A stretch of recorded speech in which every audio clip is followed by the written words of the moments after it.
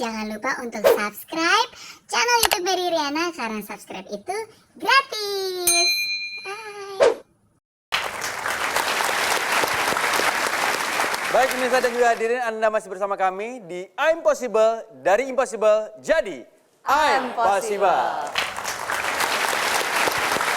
Ya, tadi sudah banyak sekali penjelasan dari Miss Mary. Seperti yang saya bilang bahwa untuk melakukannya juga tidak segampang melakukan apa yang sudah disampaikan oleh Miss Mary. Betul. Tapi mungkin saya akan kembalikan lagi kepada hadirin atau audiens yang hadir di studio pada kali ini. Iya. Baik Miss Mary, saya mohon izin dulu untuk memberikan kesempatan kepada audiens di sini yang ingin bertanya ya. Oke, baik, silakan angkat tangannya yang ingin bertanya kepada Miss Mary. Bapak silakan. Assalamualaikum warahmatullahi wabarakatuh. Waalaikumsalam warahmatullahi wabarakatuh. Nama saya Untung Susandrianto, biasa dipanggil Unsa. Oh, oke. Unsa, UNSA. Oke. Saya ada permasalahan pribadi atau masalah internal keluarga. Iya. Ingin berbagi menyangkut masalah memberi maaf.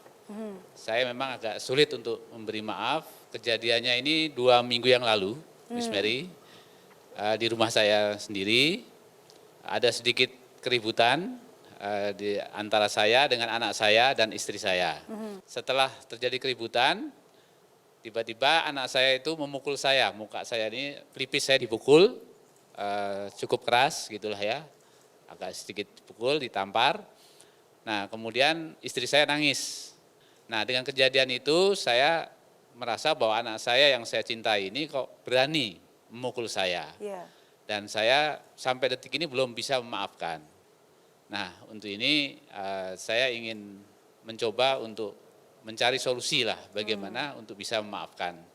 Iya. Demikian. Ya. Baik, Oke. terima kasih Yes. banyak Pak Unsa. Boleh duduk lagi Pak Unsa? Baik, Kalau tentunya kita boleh juga... tahu, iya kalau boleh tahu anaknya usianya berapa Pak? 25 tahun. 25. Laki-laki ya Pak ya? Laki-laki sudah bekerja, tapi belum menikah ya. Baik, baik. Oke. Kita turut prihatin ya Pak ya dengan persoalan yang ada di keluarga Bapak. Baik, Iya. terima kasih banyak sudah mau sharing sama kita dan juga bertanya kepada Miss Mary. Silakan Miss Mary. Iya. Jadi satu hal yang ingin saya komentari dulu, yang dilakukan oleh anak Bapak Unsa, apapun alasannya itu adalah sebuah kesalahan. Itu adalah sebuah kesalahan untuk bisa memukul orang tuanya sendiri. Saya yakin kalau dia bisa mengulang kembali, pasti dia juga tidak mau melakukan hal itu. Tapi seringkali ketika emosi kita naik, intelijensi kita berkurang. Ketika kita terbawa dengan begitu banyak emosi dan kekesalan, biasanya kita nggak sadar kita melakukan hal-hal yang akhirnya merupakan kebodohan kita sendiri. Ini seringkali terjadi, bagaimana ketika kita melakukan sebuah kesalahan, dan kita sadar itu salah, tapi kita tidak bisa memutar ulang kembali. Tapi di hidup ini apakah kita bisa memutar ulang waktu untuk mengembalikan yang sudah terjadi? Nggak bisa. Kayak ada kesalahan yang memang tidak bisa diperbaiki. Walaupun itu tidak bisa diperbaiki, kita bisa melakukan sesuatu. Mungkin saya bisa memberikan sebuah analogi, supaya analogi ini bisa lebih mudah untuk dicerna untuk kita semua. Oke, izinkan saya untuk memberikan ilustrasi ini Bapak. Di suatu hari saya ingin membuat sirup.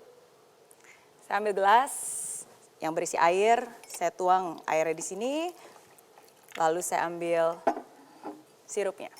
Oke. Dalam proses membuat sirup, oke, saya lagi berbicara dan ternyata saya tidak sadar bahwa wow, ternyata sirupnya kebanyakan. Jauh lebih banyak dari yang saya butuhkan. Sebuah kesalahan. Betul?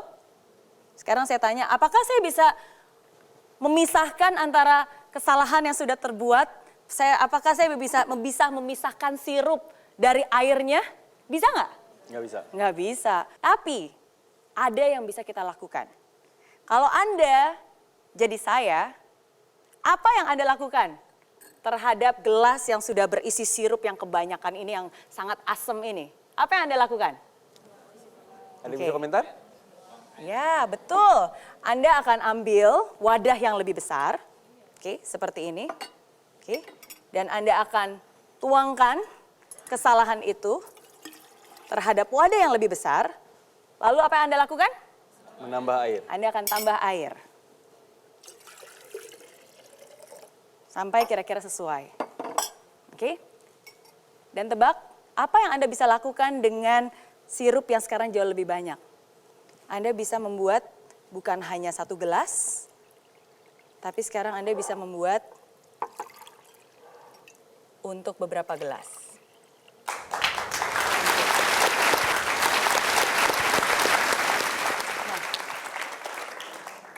Ada pembelajaran berharga yang saya ingin tunjukkan dari ilustrasi sederhana tadi. Di hidup ini memang ada yang namanya kesalahan. Dan banyak kesalahan itu nggak bisa diubah, nggak bisa dipisahkan. Yang sudah terjadi, terjadi. Nasi sudah menjadi bubur. Tapi itu bukan berarti kita diem saja dan nggak ngapa-ngapain. Kita bisa melakukan sesuatu. Yang harus kita lakukan adalah pertama-tama kita perbesar wadah kita. Kita perbesar hati kita. Dan kita isi dengan kebaikan, isi dengan cinta. Kesalahan, keburukan, kejahatan memang sudah terjadi.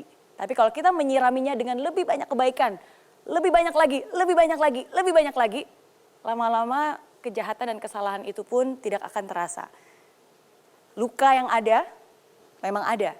Tapi kalau kita mengisinya dengan cinta, ingat, hati yang penuh cinta mampu untuk memaafkan luka yang ada. Oke? Oke. Baik. Luar biasa sekali Miss Mary dan mudah-mudahan ini juga bisa menginspirasi Bapak dan semoga apa yang tadi ilustrasi disampaikan oleh Miss Mary ini bisa bermanfaat dan juga bisa berpengaruh kepada anak Bapak. Ya, bisa. Boleh kasih Ya. tepuk tangan untuk Pak Unsa. Dan ini bukan hanya sebuah analogi saja, tapi ini adalah sebuah kejadian nyata yang sering kali terjadi di sekitar kita. Bagaimana ketika seseorang bisa memaafkan, itu ternyata bisa menjadi sebuah inspirasi dan sesuatu yang menguatkan orang lain. Salah satu sosok pasangan suami istri yang sangat saya kagumi adalah Ibu Elizabeth dan Pak Suroto. Mereka berdua adalah orang tua dari Ade Sara. Kalau Anda ingat, kejadian beberapa tahun yang lalu, ada seorang gadis yang bernama Ade Sara yang tewas terbunuh oleh bekas pacarnya dan juga temannya sendiri. Bisa dibayangkan bagaimana hancurnya perasaan seorang ibu, tiba-tiba anaknya sematawayang hilang begitu saja. Sulit untuk memaafkan, pasti. Kalau saya berada dan mencoba untuk berada di dalam posisi dia, amat sangat sulit untuk saya bisa memaafkan hal itu. Tapi apa yang dia lakukan dengan kebesaran hatinya, dengan cintanya, beliau bukan hanya mampu untuk memaafkan dan merelakan, bahkan beliau mampu untuk menemui bekas pacarnya yang membunuh anaknya, merangkul dia, dan menganggap dia sebagai anaknya dia sendiri. Bayangkan seberapa besar hati wanita itu untuk bisa bukan hanya memaafkan dan bisa merangkul dan bisa menganggap dia sebagai anaknya dia sendiri. Dan setiap kali Ibu Elizabeth mengunjungi pembunuh anaknya yang sekarang masih berada di penjara, mereka menyapa sebagai ibu dan anak. Dan setiap kali saya ingat Bu Elizabeth, saya merasa masalah yang saya hadapi itu begitu kecil. Saya merasa kesalahan yang orang yang dibuat kepada saya itu begitu kecil dibandingkan yang sudah dibuat oleh mereka. Dan disitulah akhirnya sebuah kisah, sebuah kesalahan bisa menjadi berkat bagi banyak orang dan menguatkan banyak orang, termasuk juga saya. Luar biasa. Jangan kemana-mana pemirsa dan juga hadirin, kami akan kembali setelah yang berikut ini. Tetap bersama kami di I'm Possible. Dari Impossible jadi I'm Possible. Aku memaafkan Aku memaafkan air mata yang sudah kutumpahkan.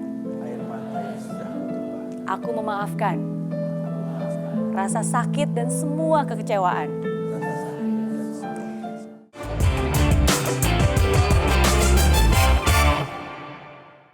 Hai friends, terima kasih ya kamu sudah menonton I'm Possible episode kali ini. Nah, untuk kamu yang ingin nonton langsung I'm Possible di Studio Metro TV Jakarta langsung bersama saya, bisa langsung kunjungi link di bawah ini ya. Nanti kamu bisa daftar dan kamu akan masuk ke dalam grup WhatsApp. Di sana akan ada langkah-langkahnya.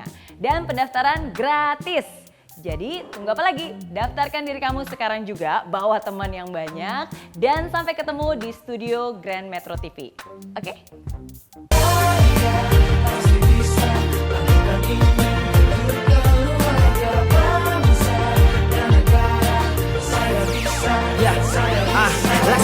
Bumi tanpa hujan, hidup tanpa tujuan, kering dan mati tanpa hijaunya tumbuhan.